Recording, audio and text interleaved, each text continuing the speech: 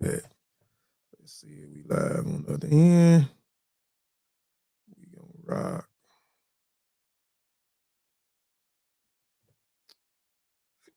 Excuse me.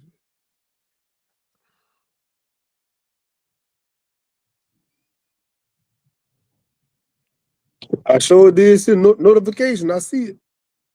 All right, yep. Hold on. You see it's live? Yeah. All right, yep. We live. We'll be right back, y'all. Throw your fist in the air one time a year. To all my motherfucking people, by time we get them. If we ain't playing with this nigga no more, we wanna. This gonna be cool, little problem, but we out getting them.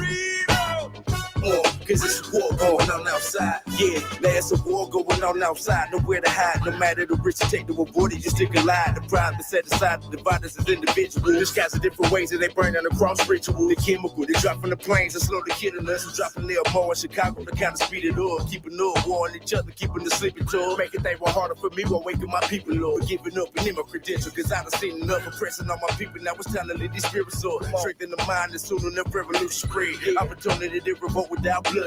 They kinda talk making the people scared, and they just praying that we don't conjure breaking that turn from the dead. But we ain't coming hunting for your heads. One word would be enough said. Give us some motherfucker. Now throw your fist in the air one time a year. Yeah, they want us dead or in jail, but we coming for.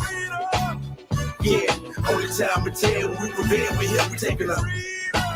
Shit, cause it's a war going on outside. Yeah, now it's time we start cracking down on the oppression task force. Let these people know it's equality over war. Harder to understand for the people that can't relate. No matter the circumstance of speed, love, not hate to debate. Until you're gray, until you're blue in the face. No matter how you throw it up, it all come down to race for your weight, staring you dead in your face. You think you're a Terminator, wait till we activate. You will say your waiting days are over. The bold black man is in effect, and we ain't going for shit. So don't try to put us to rest. The best, and our people is coming to fruition. And soon we'll be sufficient enough to optimize the system. Then it's time for some reconstruction. Make the system work for us in the time when I will live in luxury. I can vision standing in their conference. Break it down, our demands be boys breaking like in the function. Now first off, all of our kids should be awarded full scholarships to colleges with proper GPAs, no matter what the curriculum. Also, we should be awarded all proper and necessary resources to build black and or other so-called minority banks, schools, hospitals, youth recreational centers, so on and so forth, which should be government funded to qualified candidates appointed by the people for the people. We also would like full and straight prosecution to those who continue to discriminate and therefore oppress against our people based on race. We want freedom.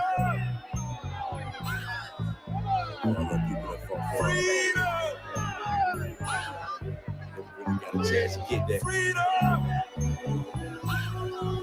Still fight for freedom.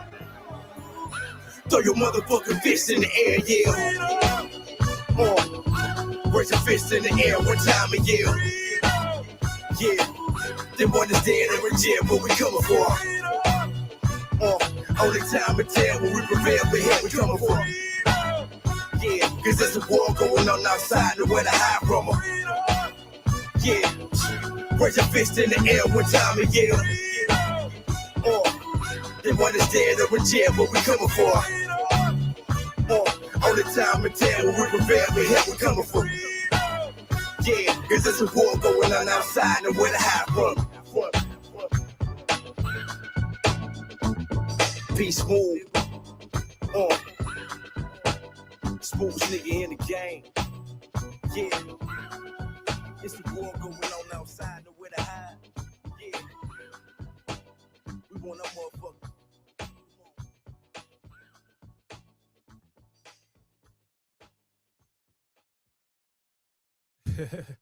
She says Jaded style speed. Yeah. You know what it is. Yeah, Come on, baby. Peace. Yeah, peace, y'all. This welcome back to the Warrior Scholars Podcast. I am your host, Kofi Piesie. We have a special guest in the building, my brother from another mother, Seanathan Polidore. Could you please introduce yourself to the people? Man, first and foremost, I want to say I'm excited to be here on the Warrior Scholar Show, man. Those that don't know, living under a rock somewhere, man, Kofi and I first rocked on your other podcast you had for the scholars during the pandemic. I was blessed to be one of the first guests you had on your show, and it's so good to be here for the first time on the Warrior Scholar Show, man. Love everything you're doing over here. Love the amazing guests you have here. So I'm glad to be a part of that elite class of people, man. But to answer your question, man, I am Sean Polidore, self-published author, public speaker, public intellectual, scholar, educator, learning enthusiast, and some, man. So, I'm glad to be here, man. With the brand new publication, man, still creating. No doubt, no doubt. We're gonna definitely get into that, man. Before we get into the interview, there's something that I always have to do on here, and that is I always have to break down what a warrior is, what a scholar, and when combining both of those words, from my perspective, what a warrior scholar means, right? So a warrior is from the old French warrior, a soldier, combative, one who wage war. A warrior is a person who gains an experience of any warfare broadly, a person engaged in some struggle or conflict. A scholar is a person who attends a school or study under a teacher. A pupil, a person who has done advanced studies in special fields. A learned person, a holder of scholarship. A person who studies a subject in great detail, especially at a university. My perspective, when you combine the warrior and the scholar, you get warrior scholar. So a warrior scholar, from my perspective, is someone who is well studied and waging war against mistruths, pseudoisms, and willing to stand on the battlefield against institutions and platforms that promote that. A warrior scholar is someone who is on a mission for the truth, for accurate and sound information. A warrior scholar is one who is disciplined, good characters, morals, and willing to fight back against those who use misinformation dangerously. So that is what a warrior scholar is from my perspective. And this brother that's on this panel is definitely a warrior scholar in his own right, right? So now that we have that out of the way, let's get into the interview, y'all. So Sean, this is every person that comes on the Warrior Scholar platform. I ask every guest this question. So since this is the Warrior Scholar podcast, could you share some of your warrior scholars in your life, past or present, and who have most shaped your personal growth and inspired the path you have taken?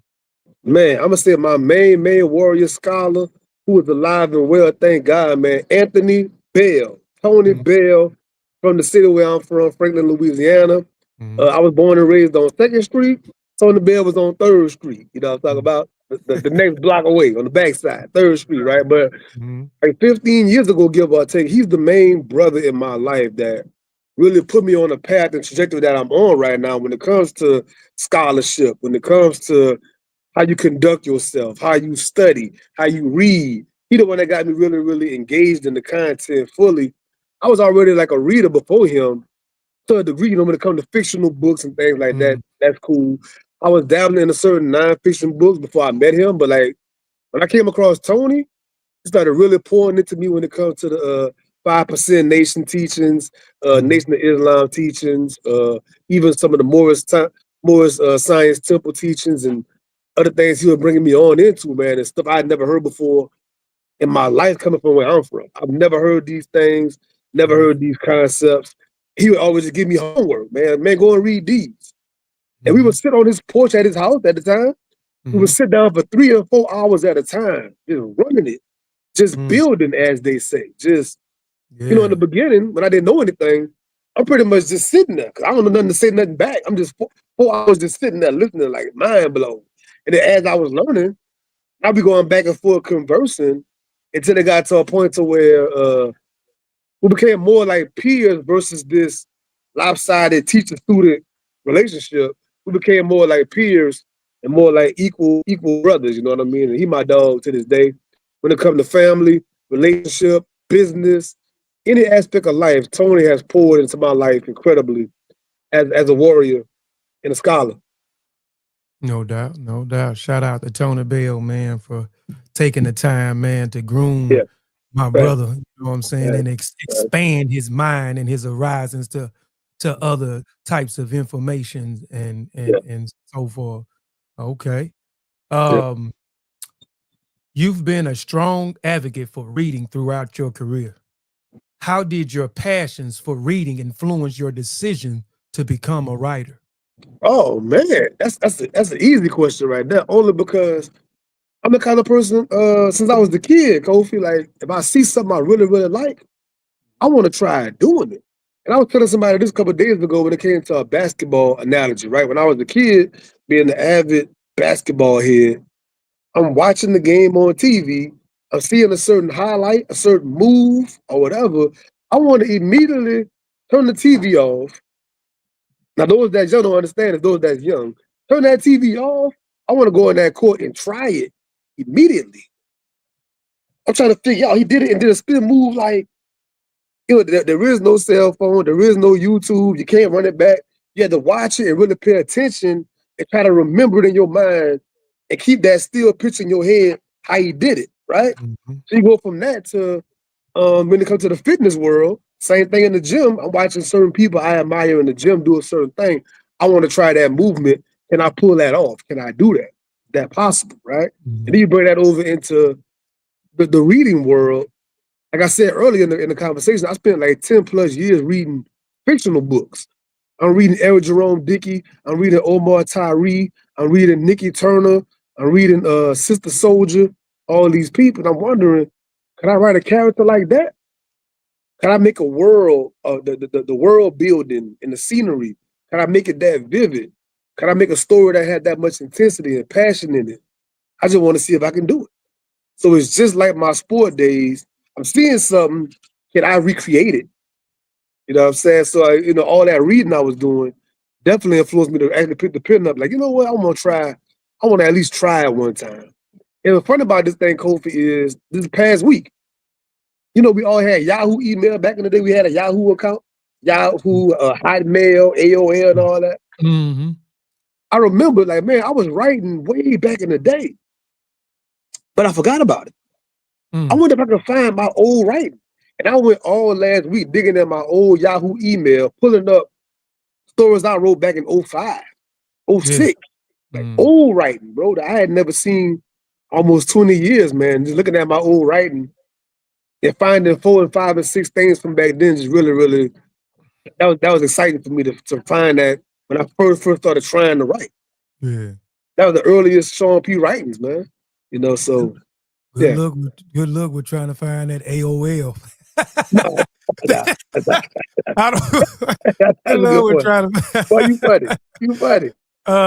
but before we get further into the interview, Drea, our sister, shout out to Drea. I see Dear B is in the building as well as Ashley, sister Ashley Wade. She says, Drea says, Warrior Scholar versus Griot. What makes them different?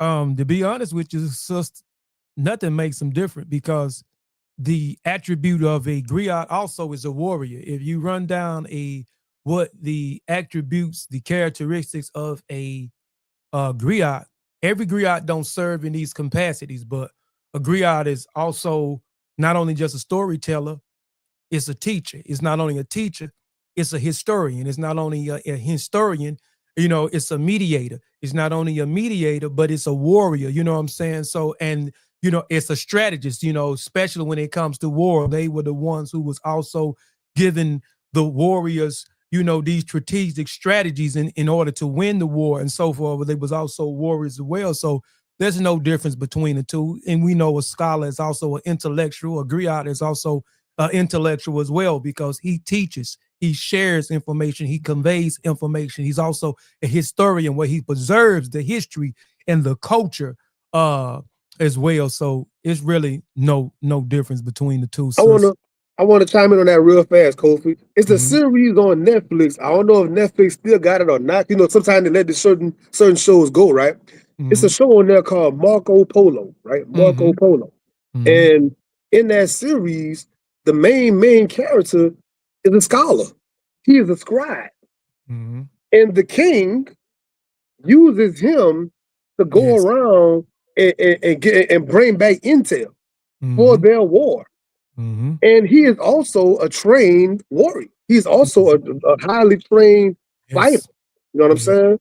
So that Mm-hmm. warrior scholar, there is no great separator in those concepts, man. Mm-hmm. Those are the greatest warriors, the greatest fighters. They are smart men. That's right. Thinkers. You Mm-hmm. ever heard of Floyd break down boxing? Floyd Mayweather? You ever heard of Mm-hmm. Mike Tyson break down boxing? Sugar Ray Leonard? Like, Mm-hmm. you're not just a brute. Yep. Boxing is called a sweet science. Mm-hmm. It's not just after the club 2 a.m, y'all drunk, just swinging. It's a science I'm breaking down doing this thing. You know what I'm saying? Yep. So, Yeah. So I hope we answer your question, sis. Dear B says, saying Sean, you mean that you've been an artist and a smarty pants for years? It's given alien. she love picking on me. She love throwing the jab. She love throwing the jab at me. She love picking on me. She says, Sean P been writing since the beginning of the internet. Don't date yourself, bro. Now that's funny. That's funny. That is funny. Oh man. All right, let's get back into it. So when preparing to write a book, what is your creative process from initial concept to outlining to the final execution? It's funny you ask this question because we did our face-off interview show about 2 years ago, give or take. We did the modern day griot. And I actually had a clip I put up a couple of days ago and I was literally showing my writing process, right? But like, man, most times, some of the most simple things cross my mind. I can watch something on TV, a little small commercial. I can have a small conversation with you or Dr. Wade or somebody like that. The smallest word or phrase can get said and it spark a whole concept in my mind, right? I immediately go to a piece of paper of some sort and I write down whatever that topic is in the middle of the paper and put a circle around it. I think to myself, what do I want to talk about this topic? And I start just branching off of that bubble, branching off. And then whenever you look at it, that's all my chapter title. And then per bubble, what do I want to say about that in more detail? I start branching off again from that. That become my subtitle. And whenever you see the whole thing in totality, that's the chapters, that's the subtitles, in the middle, the title of the book. So I take that format and go to another piece of paper, and now I'm doing your standardized school outline, 1A, 1B, Roman numerals, et cetera, breaking it down. And then every time I sit for a writing session, I look at that outline like, okay, today, what do I want to speak about the most today? What's really calling my heart right now? And I was saying in that video, I don't write in a linear fashion most times. I'm not writing chapter 1, chapter 2, chapter 3. In some books that I wrote, I did chapter 1 last. Right. I remember you In some saying books that I wrote, I did chapter 4 at the end. The modern day griot, I did chapter 4 last. Yeah. Because other parts of the book was just calling my name first. You know what I'm saying? So that is kind of sort of example from concept to the process to manifesting it and some of what it looked like. Right. I do the same thing writing a speech. I do the same thing when I'm doing content, like making you live videos and whatnot. It's always that same kind of format. And so for doing it for so long, I don't really do it on paper anymore. It sounds kind of crazy. I kind of do it more mentally now. Like the same kind of concept. Right. I'm almost in my mind doing it. Kind of like when they talk about Jay-Z just mumbling, and then you go in the booth and just do it. It's not really writing it on paper, but you still have a way of formulating it in a certain format. Right. So there's something there. It's not like it's just out your mind, pulling from the air. There's still something that's just not in the handwritten format. Yeah, I mean, you when you've been doing something for so long, you begin to perfect it, right? So some of the tools that you use, you no longer need those tools because you've perfected it. So you already know what to do. So and that's kind of like in the same way, in a sense, like I don't have to write a lot of things down because I've been doing it for so long. I got it right here. So when it's time to do it, I already know what to do because I've been doing it for so long because I perfected. I don't longer need that piece of paper or I don't no need to go to my notes and, you know, my phone to write it down so I won't forget it because I already got a repetition, a ideal or a format or a set of things that I've been using for years. So I already know, I already know it. I don't need this tool. I don't need this piece of paper. I don't need this pen. I don't need to go into my notes anymore because I've got it right here. So when I get started, I can eliminate some of the other tools that I've used because So the blessing of that is whenever you come to me and say, Sean, you know, I want to write about this certain concept, I want you to do a forward for me or introduction for me, or Dr. Wade might come, man, do chapter 2 for me, or whatever it might look like as far as the proposal. That's how I get to it so much faster than normal because it's like I can skip some of these processes now and get straight to it because I've been so long doing this, man. This is like 9 years writing, man, as far as like publishing. Wish Your Kid came out almost 9 years ago, man. So I've got a process down that I can duplicate and it worked for me. So why change it? Right. And I just wanted to, you know, you to share your process, you know, with the people because this, you know, I'm interviewing, but this also is a learning thing for other people too that may want to look at, you know, and see what the process look, even though every writer process is different, you know what I'm saying? But you know, I think that's the main takeaway I want anybody that want to write to learn from this conversation. There is no one way. That's right. I spent years studying a lot of the top selling authors and other kind of authors and just studying people and just hearing their routines and their process is vastly different. Yep. Some of them swear by writing first thing in the morning, 5 in the morning. I write 2-3 hours. Some of them swear like myself, I'm 2 or 3 at night writing. Some of them said, man, I don't believe in doing an outline. Some of them got a real detailed outline. I can't start before an outline. So there's so many sweeping ways. I would advise trying everything and find which one that stick to you. Like, man, you know what? I like this morning thing. Yeah. Some folks need to have a coffee shop. They need to have candles. They need to have whatever. Some folks go into the doggone the wilderness and write. They go into nature. Like our brother Keith, he like sitting in his backyard. You got trees. You got the birds flying and landing. You got fruits and vegetables growing around. Like, he love to be in the nature outside, 90-something degree weather. You want to write outside.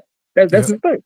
Yep. The brother I interviewed the other night, he said he likes to write near the water. He likes to go near the water and listen to the water. So it's so many, and you know, like you said, I've heard so many people use the different times they like to write. And me personally, I like to write at late at night / early in the morning. And for me, it's like everything is like more calm. And what I mean by everything is calm, everything is still. Most people are asleep. You don't have so many different brain waves and stuff going and popping everywhere. It's calm. So it gives me a more sense of writing. That's where my inspiration and my creativity flows more, is late at night / early in the morning, because most of the people are asleep. Let me tell you, if you are not a nocturnal person, for those of us that are nocturnal people, something about like midnight and past midnight, midnight to me feel like 12 p.m. for everybody else. Something about 12 at night, it's like, man, it's time to turn up. No, it's time to get going. I'm just freaking off. So people I'm talking to, like, I'm about to go lay it down. I'm going to get in the bed. I'm like, man, you laying it down. I'm getting coffee right now. It's time to get turned. So it's 12 at night. I got lights on. I got the music playing. I got YouTube playing. So if you live with a household, it could be kind of unorthodox. You know what I mean? Like, damn, why you up? Like, it could be different if you're that. And so people around you got to understand that. People that's in your life got to understand. And guess what, Kofi? One of my baby cousins, she's still a baby, right? She already like that. From the womb, she up all night. Yeah. Now, luckily, she a good baby. She ain't like crying and cutting up, but she up though. Just laying there. Like, and I was like, bro, she gonna need a night job. She gonna need a night job. Yeah. And she already out the womb like that. Yeah. Man, that's how I was. Yeah, most definitely. Most Yeah. definitely. We definitely night owls, man. The sinners. The sinners. Yeah, man.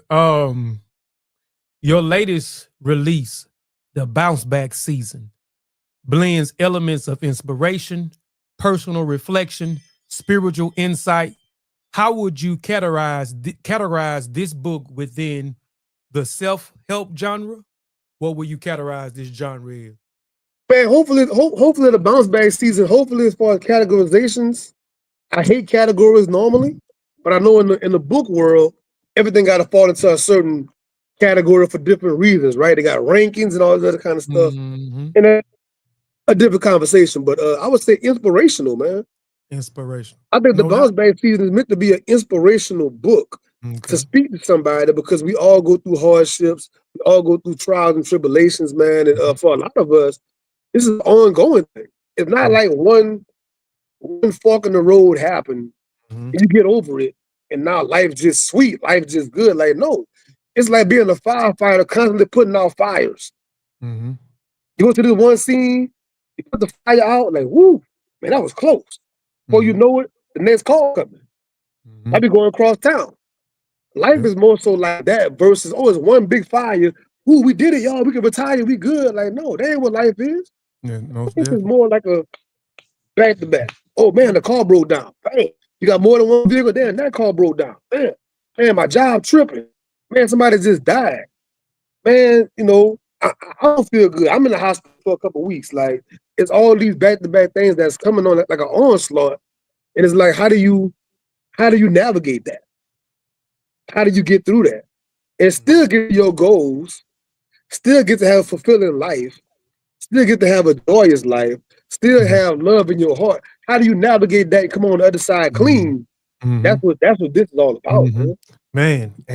Man, we definitely go and you're describing that right now is definitely like what this is. This is definitely what this is. The bounce back season is definitely it's definitely inspirational. It's definitely let me do it, right?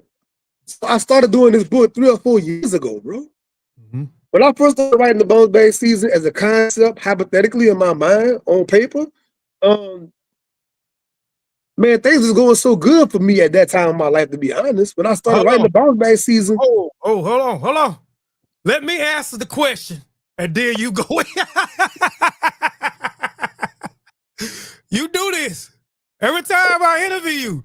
And for the record, y'all, for the record. Hold on, for the record. Me and Sean has been interviewing people for years, right? And through the process of interviewing, a lot of people up front want questions in advance, right? I like when I'm interviewing people, I like for the interview to be organic, right? I want it to be organic.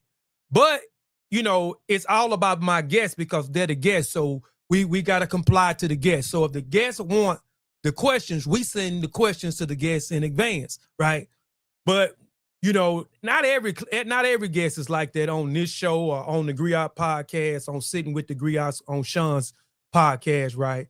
You know, but we always, when we interview each other or it's always organic. And when if we're discussing and having an interview, it's like, especially for him, he'll get ahead of himself. He don't know what I'm going to ask him. He just goes straight into it. I'm like, that's why I had to stop him because he always jump ahead before I get to the question, right? Oh, he said that man about to drop. Okay, cool. Let me do it like this. Go ahead. Yeah, these interviews never know how they gonna turn out. That's right. So, all right, let me do it like this. I'm gonna give you a better way I was going, right? Do what I was saying. But let me answer the question because you finna go into it. So let me ask the question. I'm gonna say something different. I get phone calls and emails on a daily basis, like, man, Sean, you know, this thing just happened. Man, Sean, this thing just happened. On a daily basis, somebody hit me up about a tragedy or about some kind of conflict in their life, right? And it's almost like such is life. Like this thing is gonna always be happening. It's going to always be happening. So my only point is, if there's something you really want to do, if something you really want to achieve or accomplish, you might as well do it right now anyway. It's not like I'm going to get past this storm and then I'm going to go and start the business. I'm going to get past this storm and then I'm going to go to school. Like, bro, it's going to always be it's literally cloudy outside right now. When I'm looking right now, it's literally cloudy right now outside. Right. It's always going to be a storm coming. Right. It's never going to be a good time. It's never going to be a good time. It's never going to be calm. Yes. The account never stacked enough. Like, those things don't exist, bro. Right. That's a fact. That's just being honest. Yeah, that's a fact. That's definitely a fact. I definitely agree with you, man. Definitely agree with you in interview I was doing with your brother, the Black-owned business, and he was some of the same things you saying now. He was telling that you told him, just do it. It's never gonna be a good time. You just gotta start. You just gotta do it. You know what I'm saying? And it's not gonna be a good time. And this is why this book here is such a great thing, right? And we gonna get into it, man. We gonna talk a little bit more about it because I love this book. So much. I got a chance to read it because it went through my company, Same Tree Different Brands Publishing Company. It was published through us.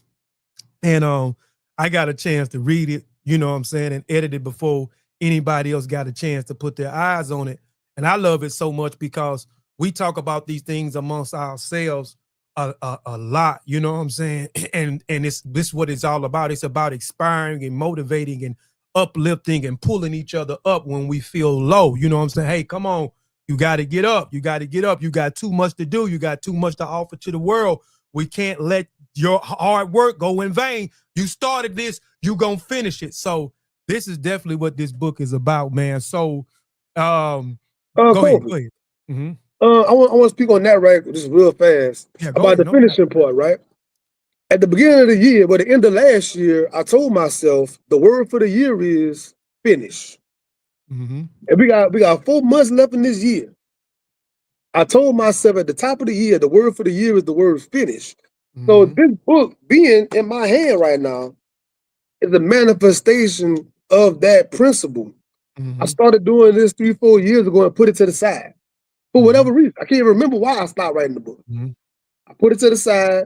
I did other projects in between that, the modern day griot, the dreams and visions, rhyme and reason, how to write a book, how to write a speech. I did all these projects in between pausing it into now, and I just had to go back to it and finish it, man. Had to go back and finish it. No doubt. So I understand, just, that was the question. I understand you began writing the Bounce Back season a few years ago, but set it aside for a time. What inspired you? Okay, now what inspired you to revisit the manuscript now and complete it in 2025? Man, they said nothing beat God timing, right? God timing is always supreme, it's perfect. Like I said, when I started this 3 or 4 years ago, man, this is like almost 2 or 3 jobs ago when I started doing this book. At that point in my life, man, my grandfather's health was in a way better place. At that point in my life, everything around me was way different. Everything around me was in a totally different, better place. So it's funny, I put the book down, I go through all of these trials, all these tribulations. My grandfather passed 8 months ago, and some of y'all might know that.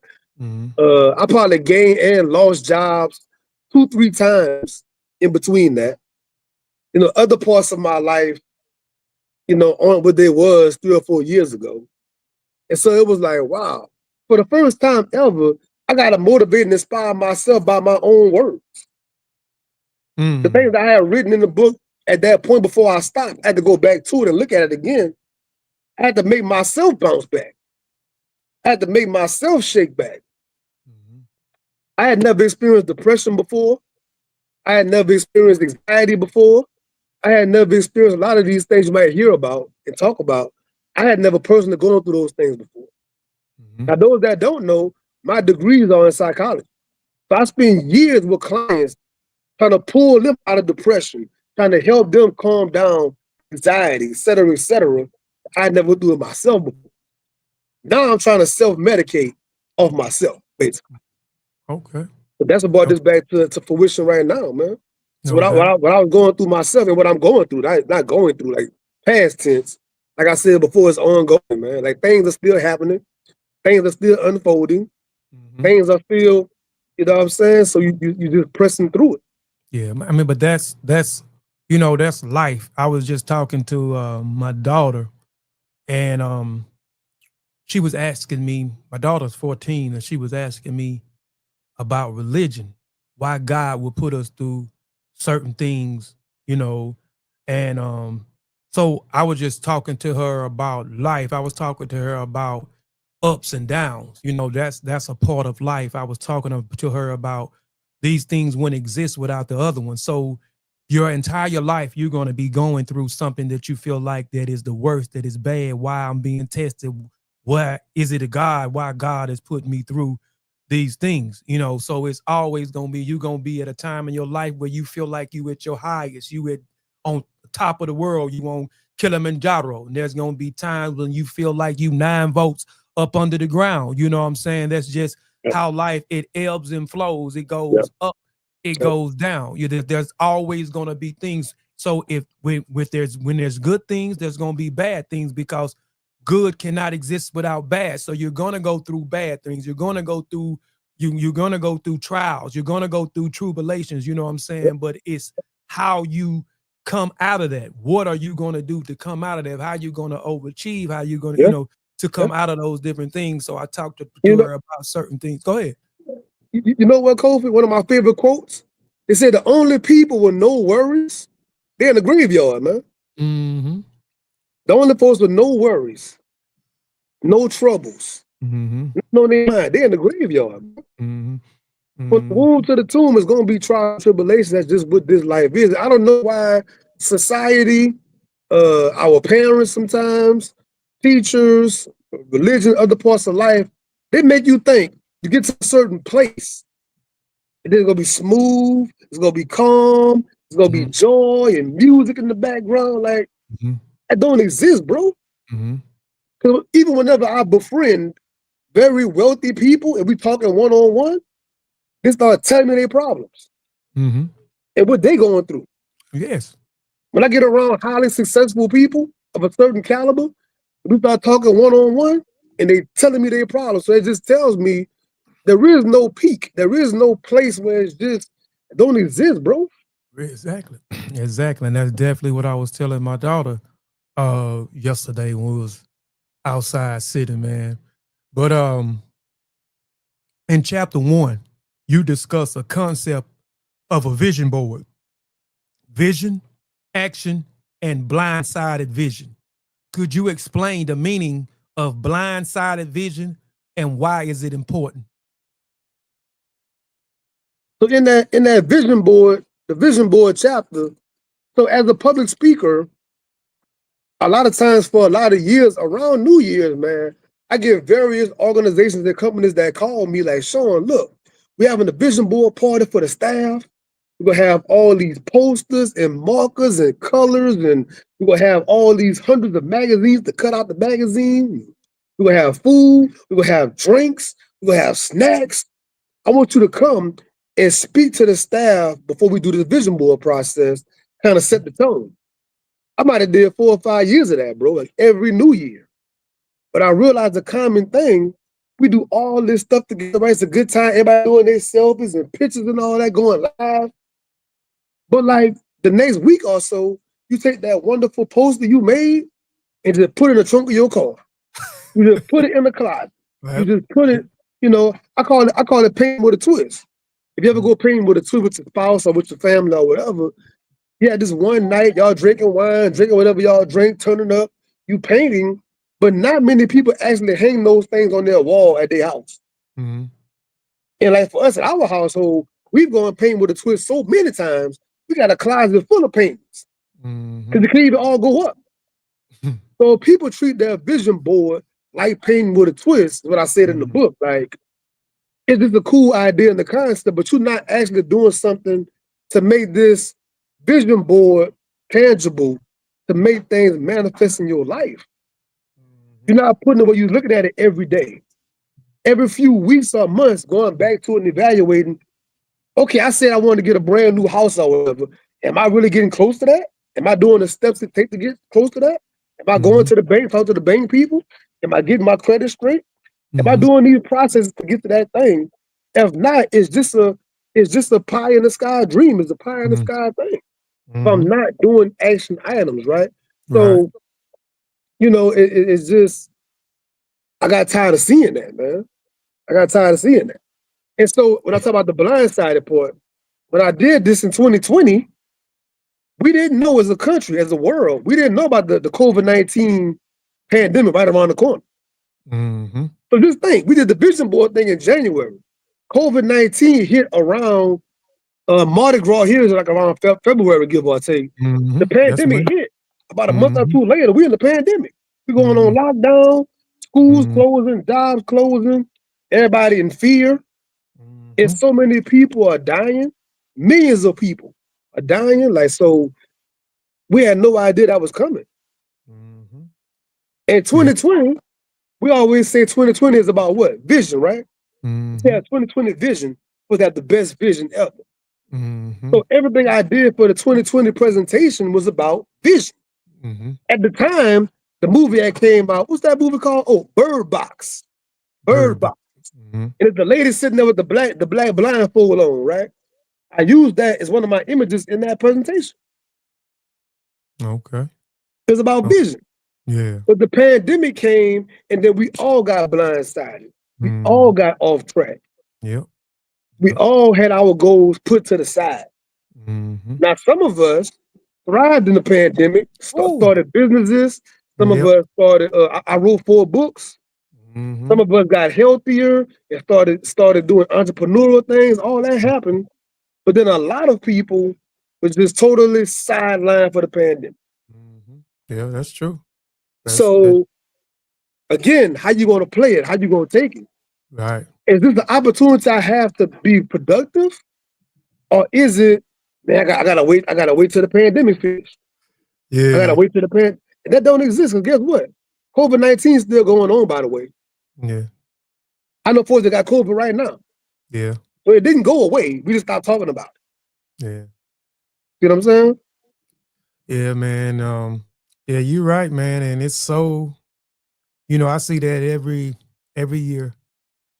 People make those vision boards and they post them, even if they're not going to the places. They make the vision boards at the house and they posting it on social media. This is my vision board. They talking about their vision board.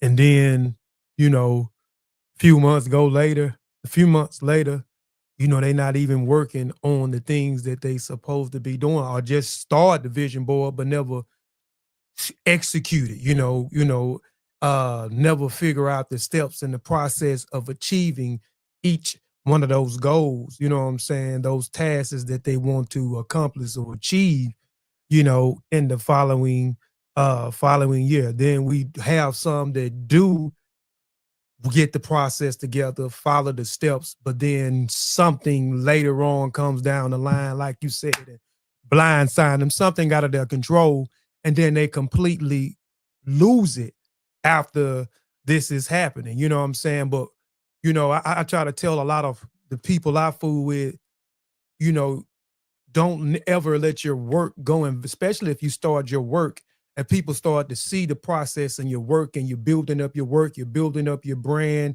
your service, or whatever the case, and then something hit, and then you just, all of a sudden, you just want to stop.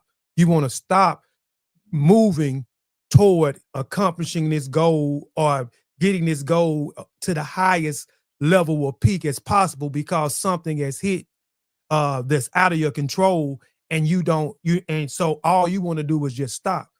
Things are always going to happen, but the world is going to continue. You shouldn't stop neither. You should continue to go on. You should figure out how to work through it, because a lot of times it can be all of the work that you put in.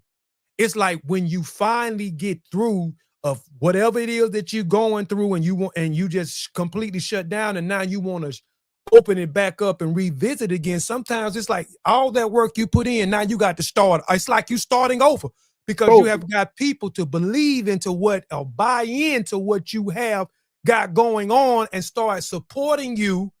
And then you just go cold turkey because a life lesson hit you and you don't know how to take it.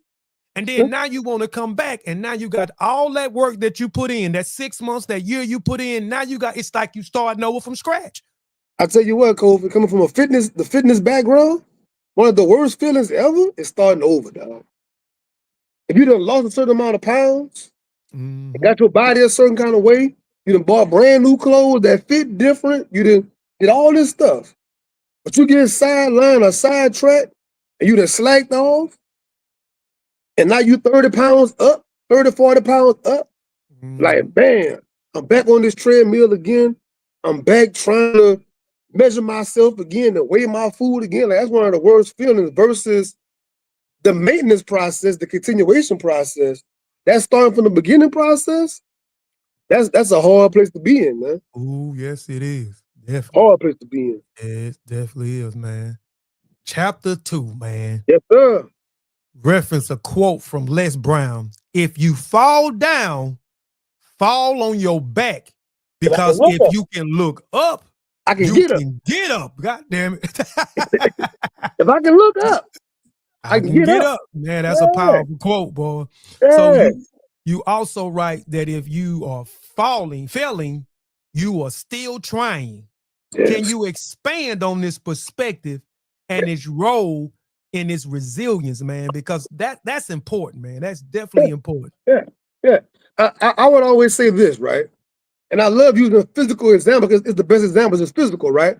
You know, some of these people right now on social media, these fitness enthusiasts on social media, you can go and scroll through their whole page and never see them miss a lift. You never see them not complete a workout or not complete a run. Like, you think every time they go in the gym, everything's just perfect once again. They just so goddamn good.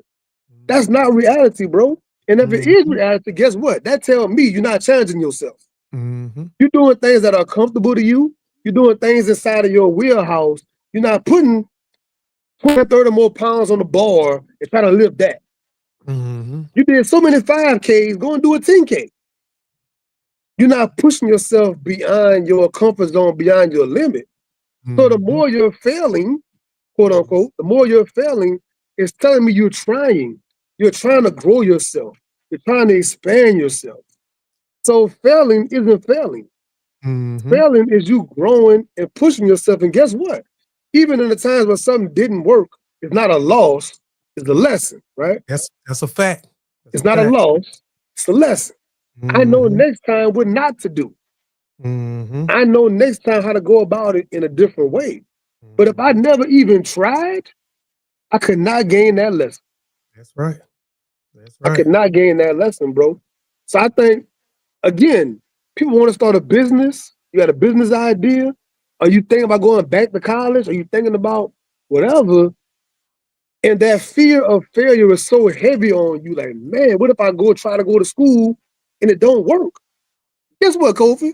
Life gonna still go on. You're gonna flunk out and come back to your house and life's still happening, right? You're not gonna just all of a sudden die because it didn't work. But we always act as if, man, I started this business thing, I get the logo, get the LLC, I did the business account at the bank, I did all that, and the business don't work. I'm gonna die. Like, no, you ain't gonna die. You're gonna pack it up, you're gonna close the shop down and go on with your life and it's gonna actually happen. So the more you embrace that, it becomes less and less scary. You're willing to take more and more risks. So before I start something, I ask myself, what is the worst case scenario? Oh, wow, that's it? I'm gonna lose the money. Okay. I mean, money come and go anyway.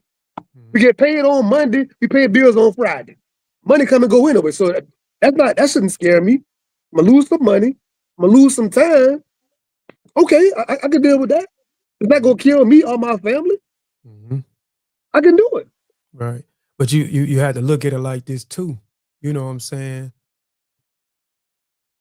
Failing is a lesson. And there's been many people, successful people, that has failed numerous times before they was able to get to the top and be Oh my successful. God, bro. Yes. But the Come thing on. was, they didn't lay down and cry about it. Like they said, they packed up everything and went back, and then they went back to the drawing board and started over. And if they failed again, the thing was they got back up. They got Bruh. back up again, as your quote said. If you fall down, fall on your back, because if you look up, I can you get can get up, right? Look. So always when you fail and you fall on your back so you can look up, so you can get up and you can try it again. Again, yeah, bro. It's this famous Michael Jordan commercial. I love this commercial. I don't know if it was the Gatorade commercial or an Air Jordan commercial, right? But Jordan gave a number of how many games he took the last second shot and missed. Mm-hmm. It was a crazy amount of games, bro. But we all just see Michael Jordan, the Joke Man symbol, the 6 championship rings. We all think about that. He named like 700 something games, whatever it was. But the game was on the line. He took the shot and he missed. Mm-hmm. But that's not talked about when it comes to Michael Jordan. How many times did billionaires go bankrupt? Mm-hmm. The more you read biographies and see, wow, they went bankrupt that many times. Mm-hmm. They started over that many times. Mm-hmm. They lost that many businesses. They had their house foreclosed that many times. They was homeless. And somebody just keep on reading biographies. This is why reading is important. Mm-hmm. Keep on reading biographies, autobiographies. You see all the failures right there. Yep. The things that didn't work. But we only highlight the highlights. Yep. We live in a highlight society, bro. Yep. Highlights. Yep. I might try 4, 5, 6 t-shirts, put it online, t-shirts not selling at all. And then 20 years later, that one t-shirt that popped, you like, man, he got a successful t-shirt brand. I done did 20 years of flops. Yep. But you finally paying attention. Yep.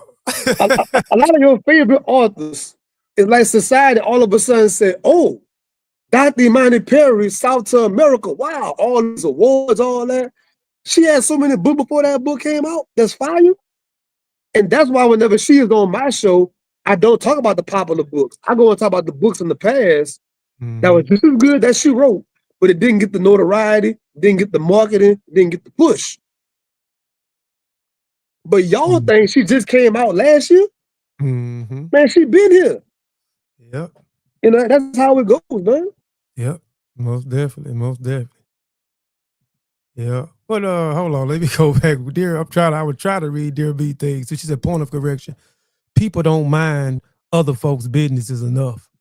Mind other people's businesses and learn something. And she'll tell you she don't mind minding somebody else's business. She said she knows it, but that's just what you gotta be.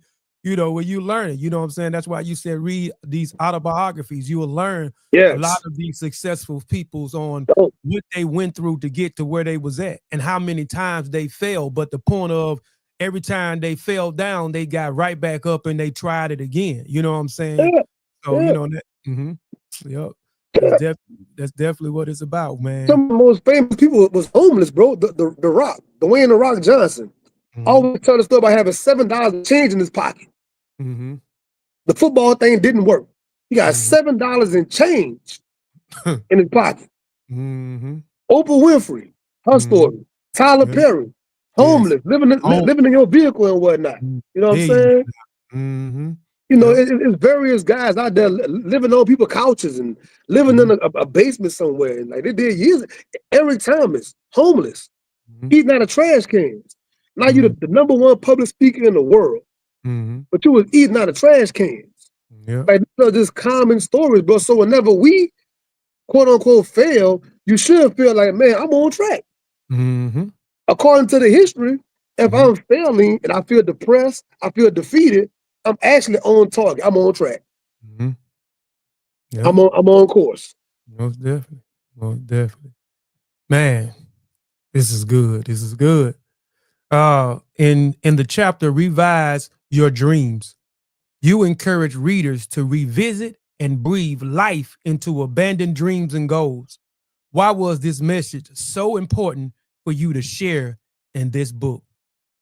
Because again, being in the medical world, right? So those that don't know, I worked in a hospital setting for like 4 or 5 years in the emergency room. You got to think, a person go to the ER for one reason only. It's the worst time in their life. If you wasn't that sick or something wasn't going on that wrong, you go to the urgent care or your family practitioner or whatever. If you're looking at me at 2 in the morning, this is a very dire situation. I'm in the emergency room around gunshot victims, stabbing victims, people having a heart attack, people having a stroke. Like, I'm seeing life and death all the time in the hospital, right? I'm seeing people that overdosed and they give them that Narcan and bring them back to life.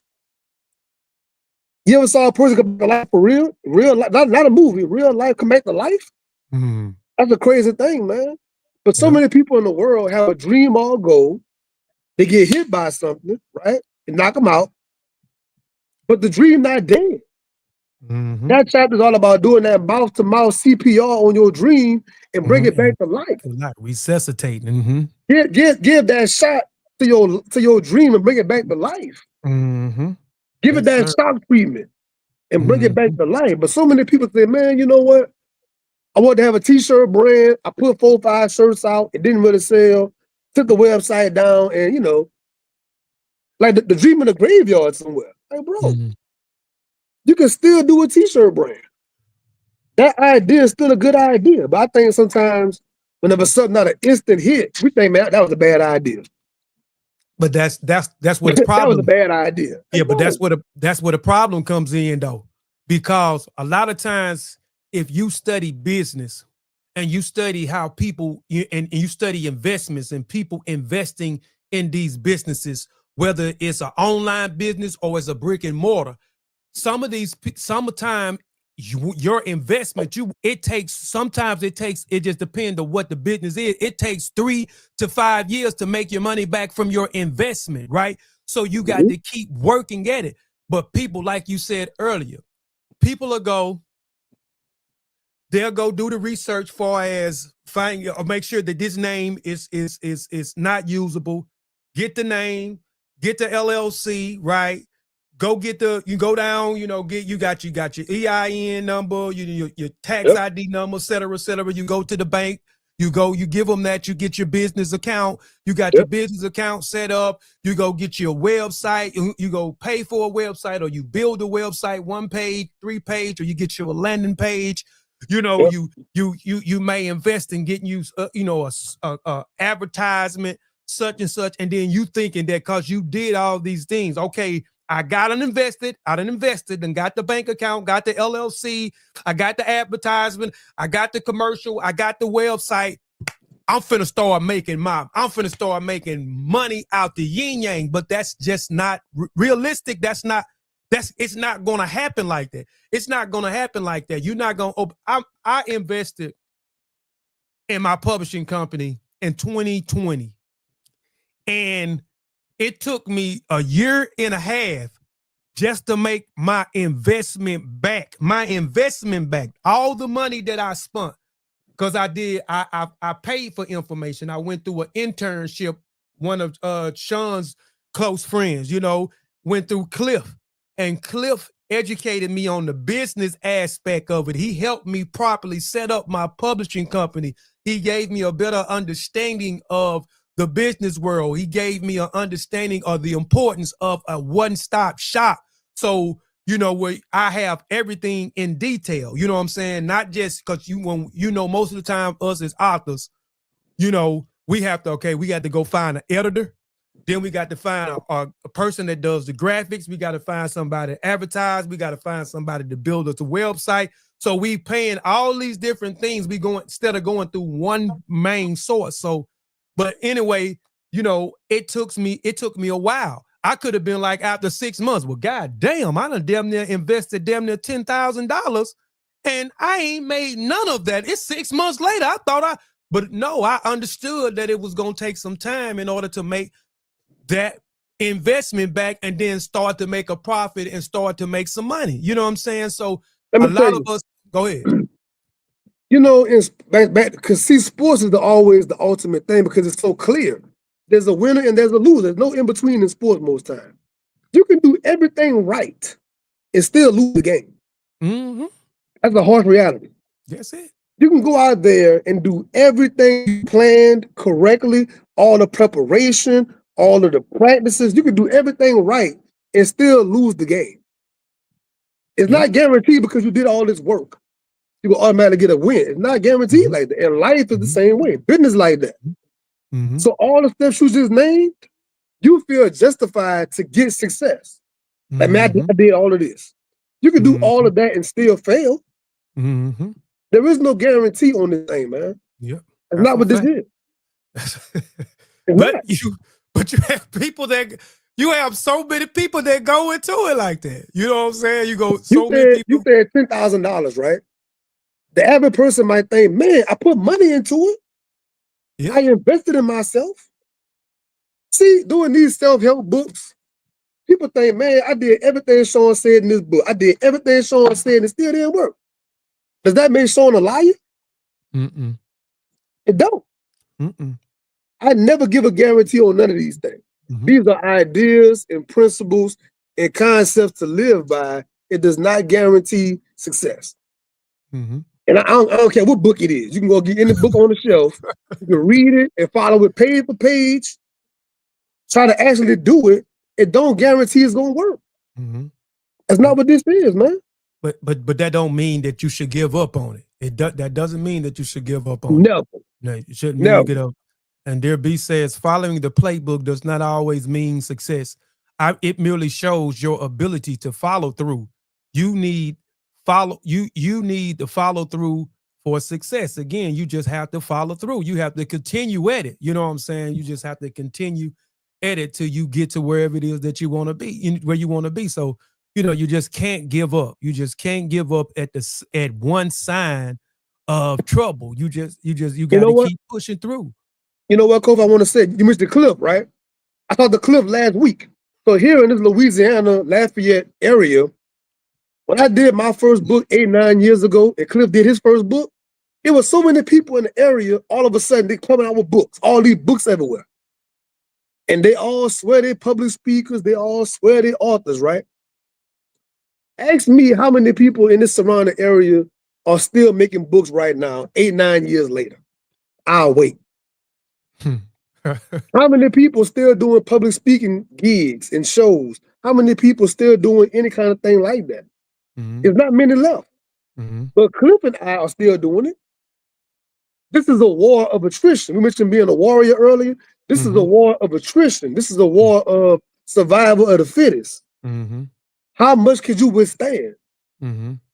It's not because I'm greater than anybody else or better than anybody else. My endurance and my patience is a little bit higher. Mm-hmm.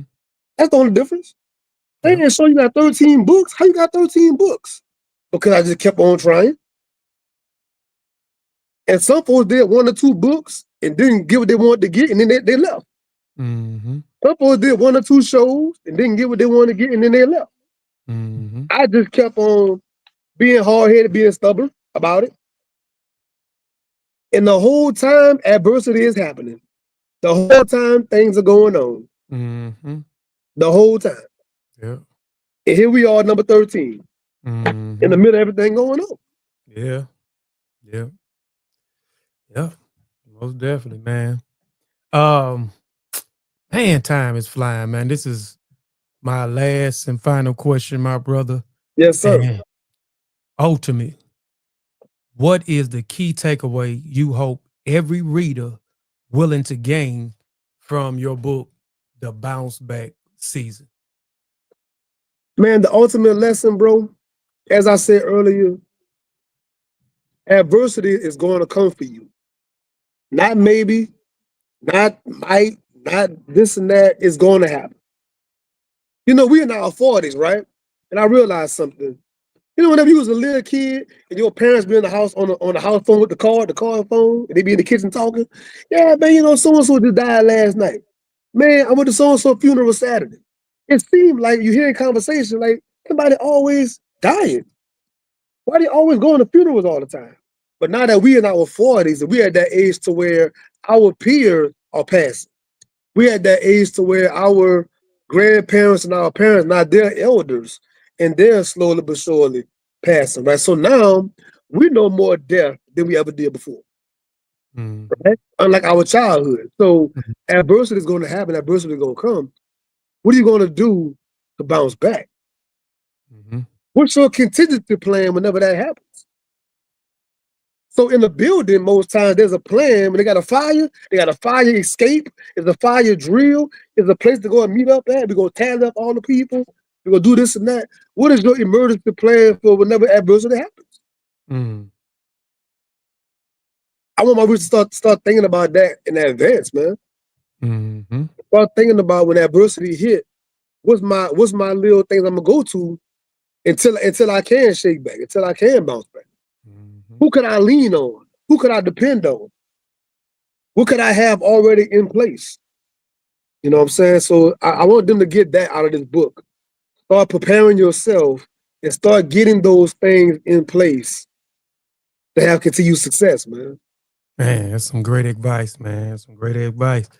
Man, it's I always enjoy, when we get together, man, and we do anything, man. I always enjoy it, man. So where can people find your new book, The Bounce Back Season, and how long is the pre-sale order? Okay, but before I got one question for you, Kofi. Okay, go ahead. The interviewee has a question. You did a wonderful job on the afterword, right? Afterword is written by our brother Kofi. Afterward, right? Dr. Wade in the room. Dr. Wade did introduction, and I have other people inside the book as well, as far as the prologue, forwards, things of that nature. Whenever you did your afterword, what came to your mind? You sat down for the first time to write the afterword. What were you feeling? What were you going with it when you sat down to write it? Man, I went in the same direction you went in. Like when you told me about it and I started reading, I was giving you some feedback about, man, I love it, because this is my lane. I love talking about these things about, fear and coming through on the other side and, bouncing back, you know what I'm saying? So I just took from the pieces from each chapter that you talked about, you know what I'm saying, and combined it with what I kind of went through, you know what I'm saying, what I kind of seen other people going through, and, some steps when you are going through what you're going through, how to overcome some of these trials and tribulations, you know what I'm saying, that you going through, man. You know what I'm saying? Took me some time to write it because I wanted to make sure that it made sense.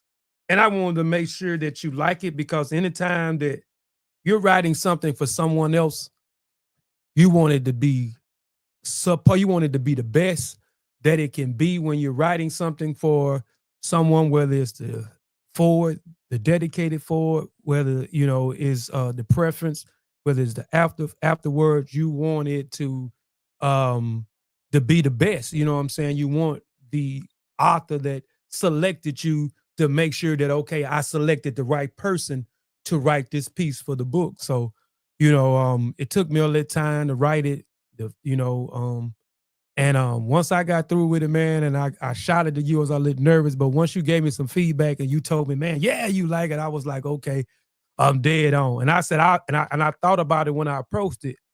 I can't go wrong writing it if I pull from every chapter that he already talked about and reiterated and highlight some of the key points I thought that was important to go into this afterwards, so people can read it, so it can kind of be more of a summary part. Because once the book is complete, the body is done, I'm at the end of it. You know what I'm saying? I feel like I'm the credits of it. So I got to make sure I'm writing the summary and giving a conclusion of everything that you talked about that was important in part of the book. So that was how I approached it. I wanted to make sure that I gave people a summary after they got through reading. I want to make sure, okay, let me give you a summary so you won't forget, and highlight some of these key and essential points that he talked about in each one of these chapters. Yeah. No, man, you said it was important for those that don't write. just to be an observer, to write somebody else's afterword, introduction, forward, anything like that, that's a large undertaking, bro. Yes, it is. And like, so your afterword, 1, 2, 3, 4, you might have did 5 or 6 pages in the afterword, right? Mm-hmm.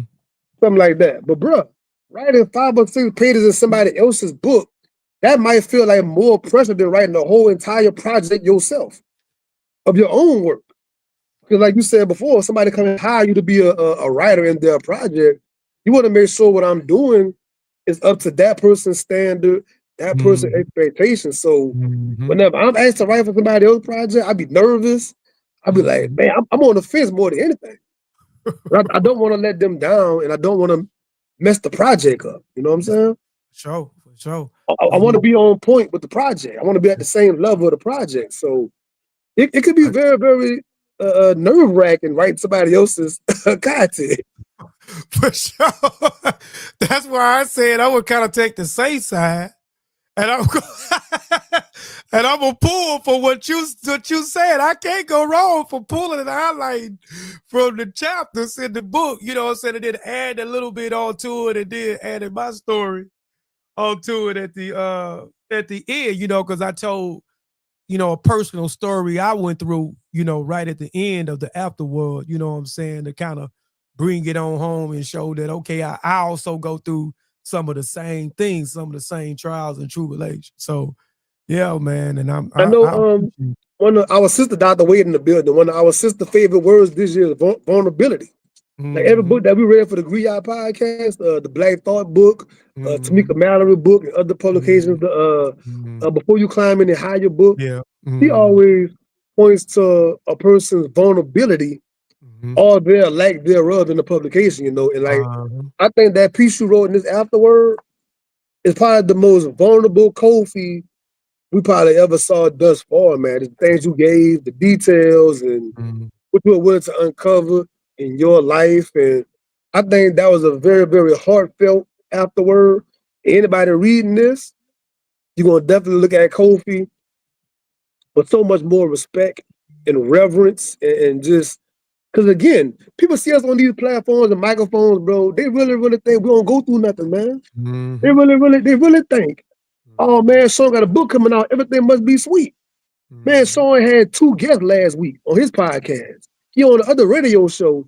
It must be sweet. Like, no, we're doing these things despite what's going on in our life. That's right. Before we press that live button, you don't know what just happened. And we press that conclusion button, you don't know what we're going back into. You just see in an hour or so of our life in the glimpse. You have no idea what we're having adversity and getting through, right? So you being vulnerable like that was so powerful for this project, and I'm grateful you did it in my project. That could have been some of your own writing, your own work with your own name on it, and you did that for the team. It is a testament to the person that you are as a man, bro. Yeah, appreciate it, man. And that's something I've been learning over the years is becoming more vulnerable, because these last 3 years, man, I have become more vulnerable, and then more wanting to share my story with people, because there's a lot of stuff that people don't know about me. And I was sharing with your brother Jay that I was, that's going to be in our Black Owned Business interview, and I was sharing with him, and I was telling him that some things I share with people be looking at me like I'm lying, but I'm like, I went through this. This is what really truly happened to me. You know what I'm saying? But I didn't let that define me. I didn't let that destroy me. You know what I'm saying? I didn't, but I was ashamed over the years of being vulnerable and telling people and sharing my story. But over the years, I don't care about, I want this stuff will kill you if you hold it in. So I want to be more vulnerable. I want to be able to share what I went through and show people it's okay to go through it, but what you gonna do when you go through it? This is what it looked like when on the other side when you go through it, when you don't let that defeat you. You know what I'm saying? So, and I owe that to, I owe that to Dr. Wade. The more I'm around certain individuals, the more, I look at, how they operate and, and how they treat me and how they treat others and how they're willing to share, you know what I'm saying, their story and how willing they're, to have these selfless acts, it helps me. It helps me, it molds me, and it shapes me and say it's okay to be vulnerable. It don't make me less of a man to be a little emotional and be vulnerable. You more of a man, not less than. You are more of a man for expressing yourself and to putting your heart on the page like that and exposing yourself, man. Doing these books, for those that's not writers, this is the ultimate exposing yourself, man. The things that I wrote in my first book 8-9 years ago, people are still going back to that. And they're probably going to still go back to that. So whenever you put something in this thing and you publish it, that's public record forever. For time memorial, that's in the record, man. So like, you put stuff like this in the page, man, it's really, really putting yourself out there. And I want to say this too, bro. Things that we think is embarrassing or is shameful or I really shouldn't talk about it, those are the very parts of content that our readers are going to attract to the most. Because unfortunately in this world, people attract to pain, bro. Because all of us go through pain. See, those that hit some success, maybe you get hit to be a millionaire. Maybe you get to be a best-selling author. Maybe you get to be a sensation or something. Everybody can't relate to that. We haven't all touched a lot of money. I can't relate to that. We haven't all touched certain levels of success. But we all done lost somebody. All done lost relationships. We all done lost jobs. We all done lost other things. So we can relate to, dang, you know what?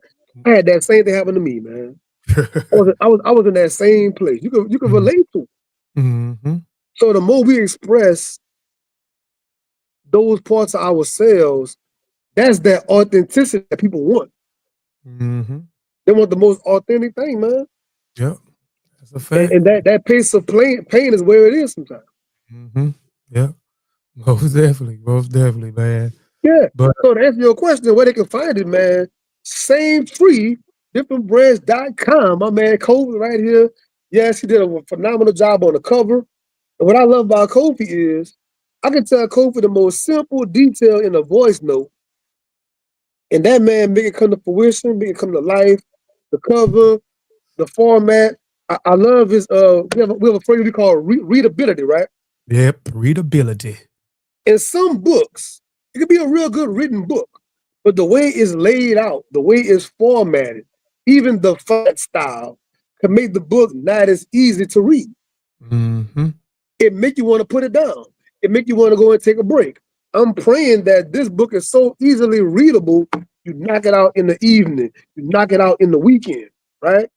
I don't want to just on your shelf just sitting there. I want you to actually read these books and use it. And so thanks to Kofi and what he does with the publishing company, I'm always bragging about, the format, the layout is easy on the eyes.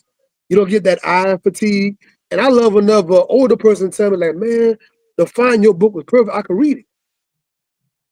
I love another older person tell me how much it was easy for him to read.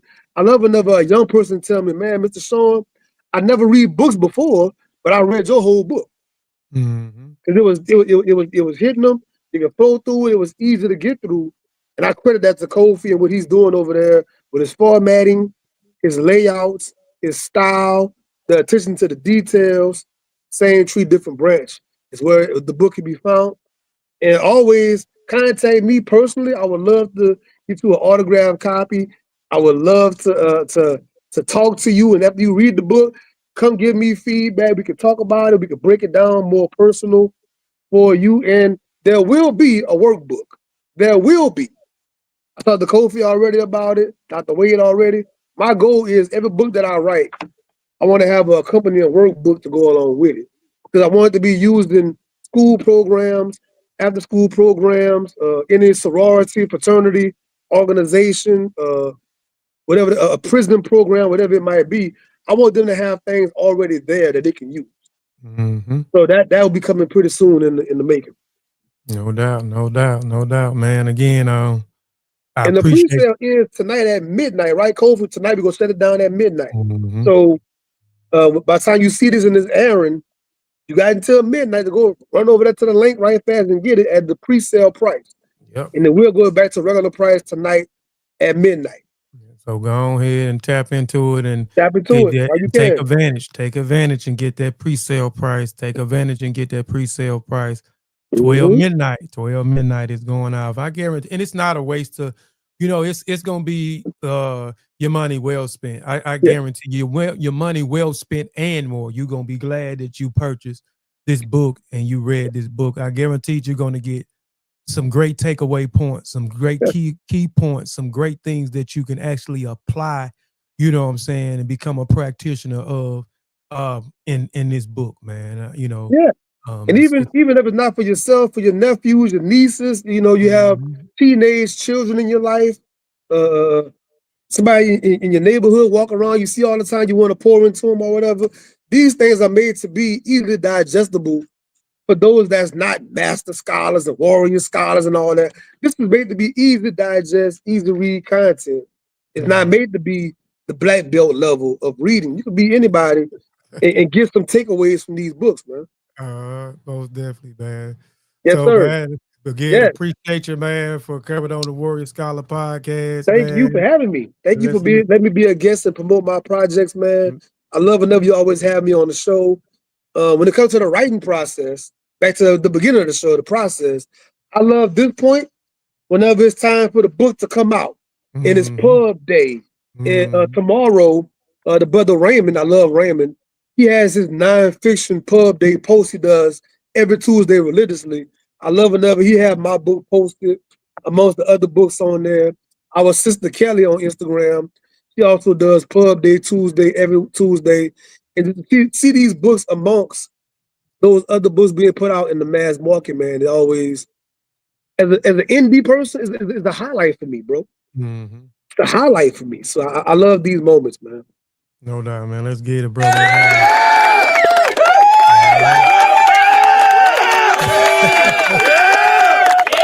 Yeah. All right, man. I want to say, man, I appreciate you again, bro. I love you, man. And much love, Kofi. Much love, man. And we'll be high. Well, we always holler at each other, man. I'll see you. I'll probably be chopping it up with you a little bit later already. You know what time it is, man. We don't sleep. We don't sleep. Yeah.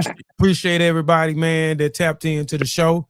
I appreciate everybody that stayed the whole duration of the show. I appreciate people that popped in for a little bit and had to pop out.